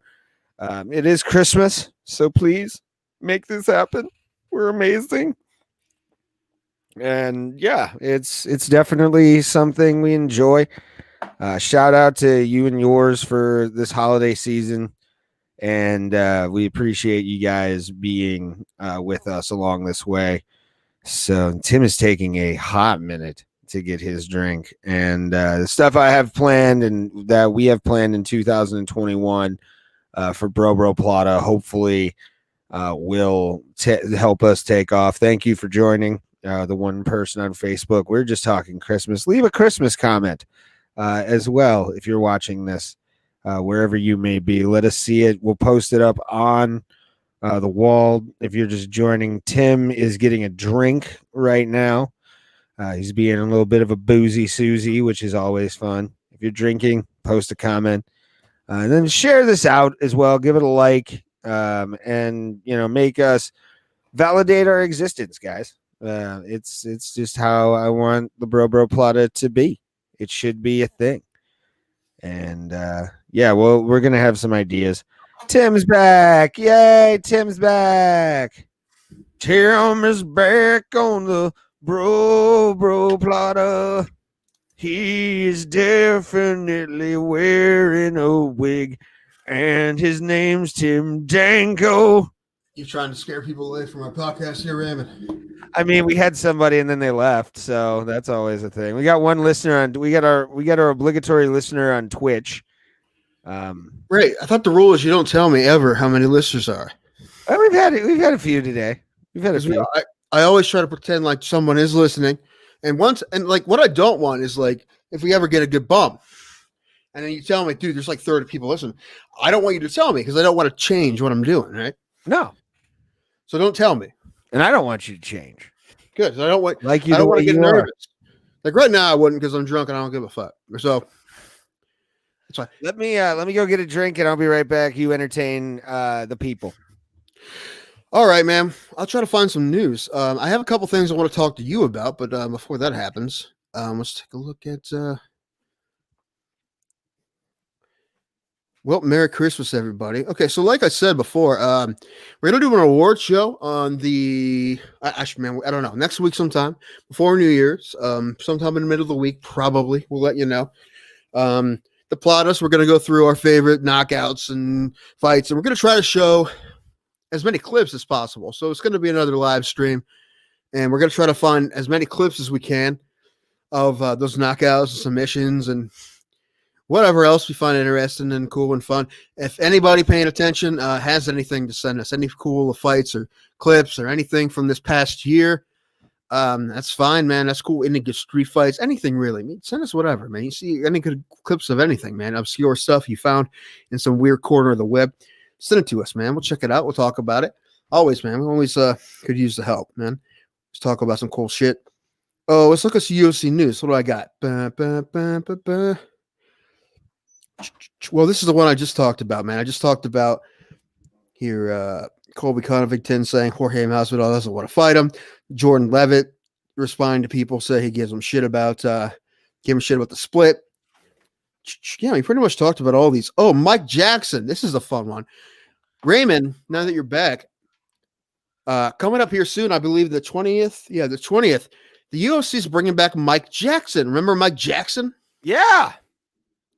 I can't believe they're bringing him back. Because dude, this is a guy who had 2 MMA fights. One, he lost to Mickey Gall, and then he beat CM Punk, and then they're bringing him back to fight a guy who's like 3-1, an Irish guy named, I think is Dean Barry. Don't know who he is. He's 3-1. Meanwhile, guys like Logan Irvin, Andrew Law, guys that we know are hanging out at home and not getting an opportunity. That is, he's a fucking journalist too, so he's always like Mike Jackson is. But Jackson, yeah, he was a journalist. You know, I knew that. I didn't know that. I forgot. But you're right. Yeah, that was the most high. That was to me. You want to talk about a fight in 2018 that was just a circus? You got a journalist fighting a professional wrestler in the UFC. You know what, man? What my Jackson should have finished him. I don't know. Like, yeah, he was beating him very easily. It looked like Joe Rogan said it as a joke, but it really did look like he was just carrying him. It did look like it. Yeah, it looked like at any point that he was like one punch away from finishing him, and it just didn't go for it. I think in his head too, he was trying to make a statement, but honestly, it was the wrong kind of statement, which was like, I can beat this guy in a decision. Like, you know, weird statement. I can beat him up for 15 minutes. How about you can beat him up for 1 and I send him to the hospital or knock him out cold? How about that? Get the ref step in. Plus, like I said, his UFC debut was against CM Punk, right? And he just wanted to be like, oh, I can go 3 rounds and make it look like the best. You know how some people's egos can be. Shit, I have one. Oh yeah, you do.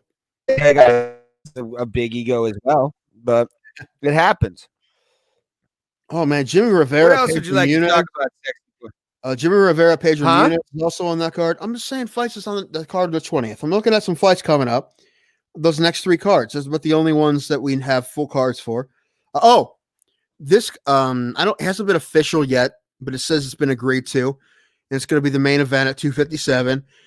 Mr. Michael Chandler and Mr. Dan Hooker.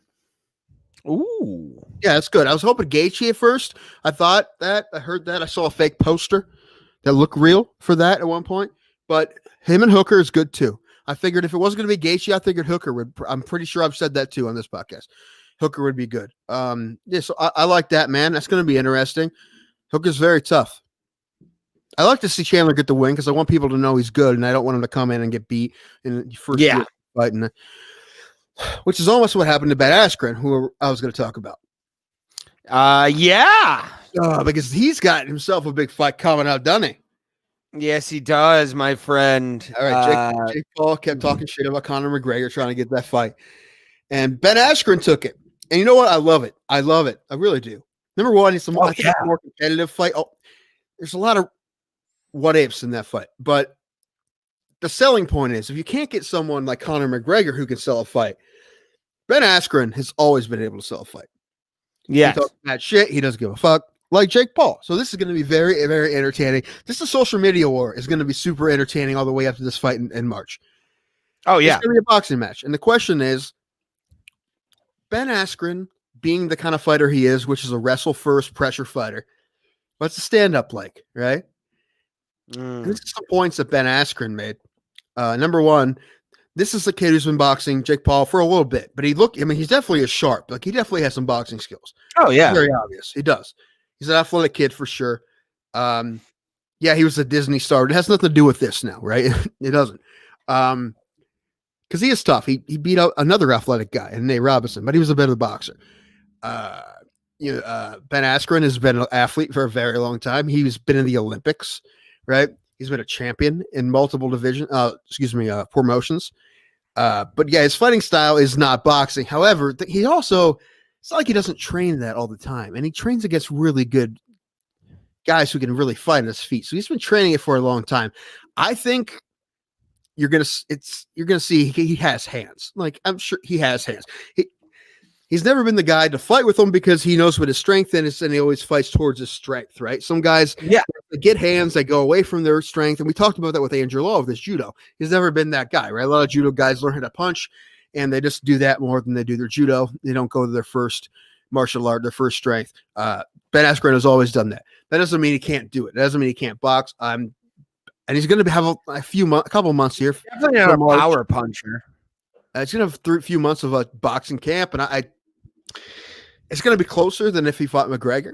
I don't know if it's going to be embarrassing for Jake Paul, but I'm going to guess Askren's going to win. Now, Bad Blood Scott Coker already said that Jake Paul is going to beat his ass because, that's a very fight promoter thing to say when a guy leaves your organization and somebody you didn't like Ben Askren. Yeah, of course. That's that sounds like something he would do. Dude, does Scott Coker just look like a guy who would screw you over? Like, I just see that guy, and I'm like, that guy's going to fuck somebody over. He just looks Scott Coker could play the Penguin in Batman and need no makeup. That's funny. That's true. He could. That's what he looks like. Yeah. He's a funny fight promoter. Like, if you ever want to look at a guy who will give you the most cheese-tacular contract and be like, what? I'm doing you a favor. Scott Coker looks like a mafia accountant. It's if you look at him, it's insane to know that dude. You're like, oh yeah, that dude is absolutely in fight promotion and cocaine dealing. Probably, man.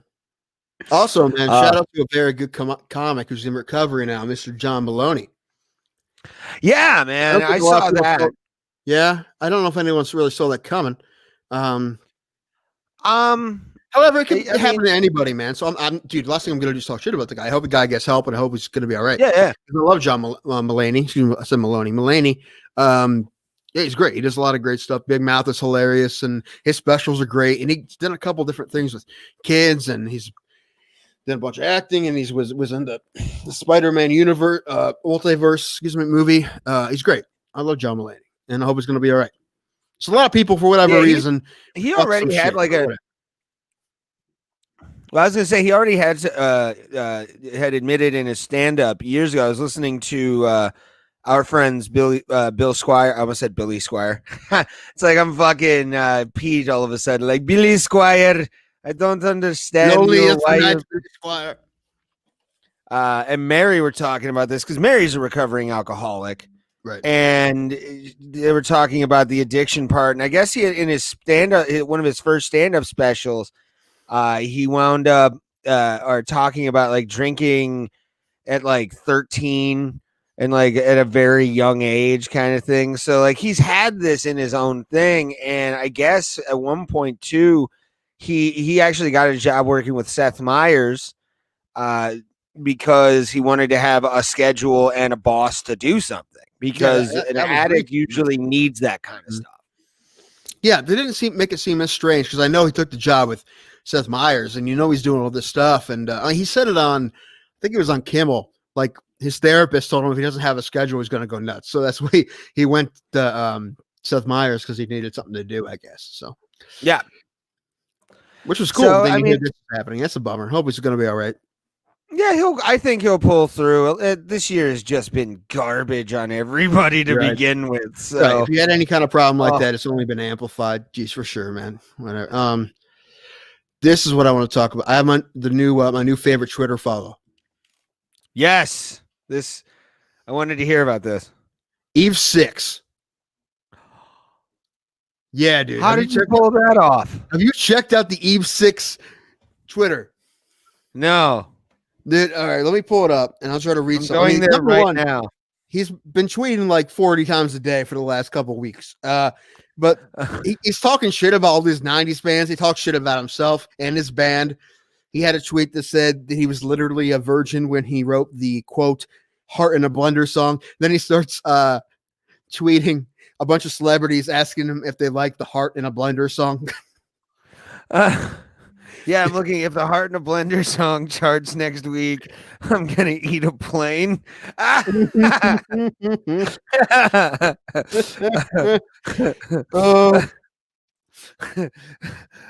Heart in a Blender song is a Christmas song now. Dude, it's funny. Like I read this and I listened to Inside Out like 4 times this week. It's a good tune. I love his pinned tweet, which happened on the 14th, which is pretty sure we're gonna be huge again. Mm-hmm. One was like a retweet and a reply that said something like, this guy, I forget his name, drunk tweeting is the greatest thing ever. And he's like, I've actually been sober for like 14 years, but I'm just fucked up or something like that. I forget what. This is a hardcore roast, but it's pretty funny. This woman replied to the eat a plane thing, and she's like, you can't afford a plane. True, never mind. That's pretty funny. Oh, we need to make Eve 6 tweets a part of our show now. Sure. Coming out with email band names is fun. Here's one. Today is tomorrow. That's But like Vince DeVario, right? He tweeted him, do you like the Heart in a Blender song? And he tweeted back, he's like, not really. I like Here's to the Night.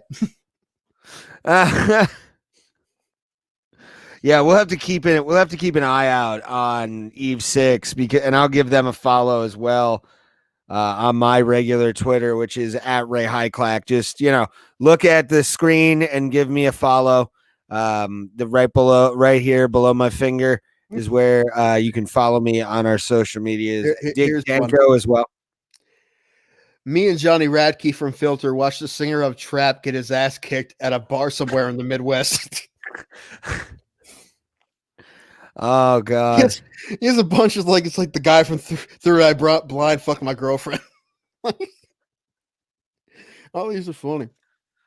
We'll have to, any new tweets that come out from the Christmas Eve 6 is definitely going to be. There's like 50 a day. It's been like 50 That's awesome. It's been pretty great. Yeah, he's talking shit about Foo Fighters too. So Creed is better than Foo Fighters. I give that one a like. Then I saw he said Nickelback is better than Foo Fighters. That's when I realized he's just talking shit about the Foo Fighters. Screaming at the barista when my maca latte comes out cold. I'm the goddamn lead singer of the Heart of a Blender song. Yeah, it's pretty great. And I found out about it from like a clickbait thing that popped that up on Facebook that the Eve 6 guy is going nuts on Twitter, and it's been pretty hilarious. So yeah, it's my new favorite follow. I honestly hope it brings back Eve 6. Because you know what? Inside Out is a great song. It's a great song. Yes. Here's the Night was my senior song voted on by the class for some stupid reason. Then I got high, but they wouldn't let us pick that, so they picked the next one, which was Here's the Night. I think like we gave up and just decided to use Vitamin C's graduation song. That Here's the Night and Good Riddance by Green Day. It's those three forever. Yes, we do. All right, buddy, you ready to hop off here? Because I am getting tired and I have editing to do. Do you really? You say okay. You know what? You have editing to do, but will you do my editing? I do suck on that schedule, but yeah, we both do that. But yeah, we appreciate everybody listening and watching in 2020 to the Bro Plata. Let me get pretty much our end of the year. It'll go up a little bit, but I do like this. We reached 500, which is amazing. 500 total plays, and we've had some awesome episodes. We did. That's promising, right? We have some episodes. Right. We had some. From Master Ken, who will try and get on in 2021 again. Andrew Law, Logan Urban. Or not Logan Urban, Lucas Mast. Sorry, they had Logan Urban on the head, and then also Eric Posen. We had some great times this year. I'm very excited to do more of it in the coming year because of the fact that we started this as a pandemic show. I mean, it was basically UFC was on. And we could be able to talk about it for, a couple hours a day, at a time. So, and Tim, I have to say, I'm really appreciative of the fact that you wanted to do this show, man. It's been a fun podcast to do. And I'm very, very excited at the prospect of 2021. All we can do is just build on what we have. And it's been good. It's been a good thing. What's new? The only thing I'm pretty sure about is that this show will not be exactly the same always, right? Something's going to change for the better. Hopefully, we'll figure out what we're doing. Maybe. Yeah. We're almost 50 episodes in. Right. It's been fun. We're going to get all kinds of different stuff. Mostly fighting. That keeps us on schedule a bit. The fighting thing, and we like talking about fighting. But we're going to go out of the box more too. That's going to happen. Right? Yeah, I like it. All kinds of stuff.